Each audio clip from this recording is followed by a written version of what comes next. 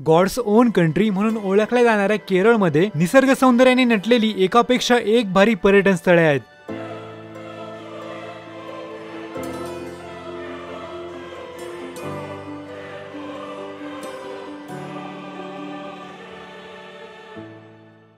आणि याच केरळमध्ये फिरायचा तुम्ही विचार करत असाल तर चला तुम्हाला एक असा प्लॅन सांगतो ज्यामध्ये फक्त 5 दिवसांच्या ट्रिपमध्ये 90% केरळ एक्सप्लोर करता येतं।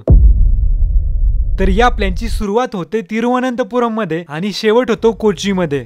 पहाटे 4 वाजता जगातील सर्वात श्रीमंत मंदिर म्हणजेच पद्मनाभ स्वामी मंदिरात दर्शन घेऊन डे 1 ची सुरुवात होते। त्यानंतर सकाळीच आपण निघतो कोवळम एक्सप्लोर करायला। अर्धचंद्र आकार आणि पांढरी शुभ्र वाळू पसरलेले बीच आणि टेकडावर बांधलेले हे उंच लाईट हाऊस म्हणजे कोवळमची अनोखी ओळख। आणि यामुळेच कोवळमला विदेशी लोक जास्त पसंत करतात। त्यातीलच एका बीचच्या कडेला महादेवाची ही प्रचंड प्रतिमा उभारली आहे ज्याला अजिमाला महादेव म्हणून ओळखलं जातं। संध्याकाळचा सनसेट पाहायला आपण येतो वर्कलाच्या प्रसिद्ध अशा क्लिफ साइड बीचेसवर। डे 2 मध्ये वर्कलावरून ट्रॅव्हल करून जगातील सर्वात मोठा बर्ड स्टॅच्यू पाहायला आपण येतो जटायू अर्थ सेंटरला। एका टेकडावर बांधलेल्या या स्टॅच्यू पर्यंत पोहोचण्यासाठी 2 मार्ग आहेत। पहिला म्हणजे केबल कार ज्याचं तिकीट आहे 600 रुपये आणि दुसरा म्हणजे बाय वॉक ज्याचं तिकीट आहे 355 रुपये। रामायणामध्ये सीतेला वाचवण्यासाठी जटायूने जे बलिदान दिलं त्याच्या संकल्पनेतून हा स्टॅच्यू उभारण्यात आला आहे। त्यानंतर आपण येतो एलेपीला जे की फेमस आहे येथील बॅक वॉटर्स आणि त्यात होणाऱ्या बोटिंग साठी। आणि हो इथे असणाऱ्या हाऊस बोट मध्ये आपण स्टे देखील करू शकतो। डे 3 मध्ये आपण येतो टेकडीला जे की केरळ आणि तमिळनाडूच्या बॉर्डरवर असलेलं एक हिल स्टेशन आहे आणि प्रामुख्याने पर्यटक इथे ऍडव्हेंचर ऍक्टिव्हिटी करण्यासाठी येतात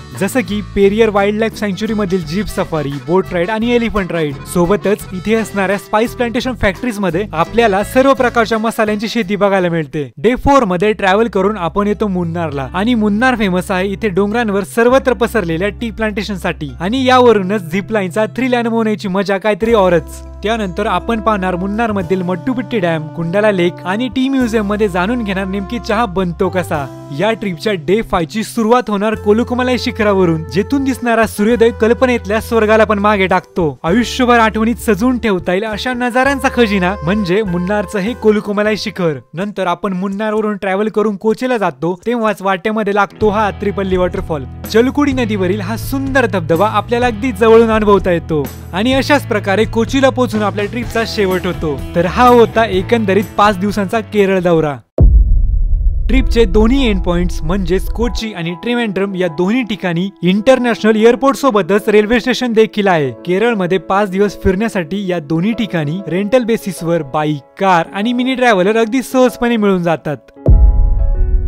केरळमध्ये टुरिझम चांगल्या प्रकारे डेव्हलप झालेला आहे आणि त्यामुळेच ऑलमोस्ट प्रत्येक ठिकाणी स्टे साठी चांगल्या दर्जाचे हॉटेल्स आणि रिसॉर्ट अवेलेबल आहेत आणि त्यातच एलेपी मध्ये तुम्ही हाऊस बोट स्टे सुद्धा एक्सपिरियन्स करू शकता।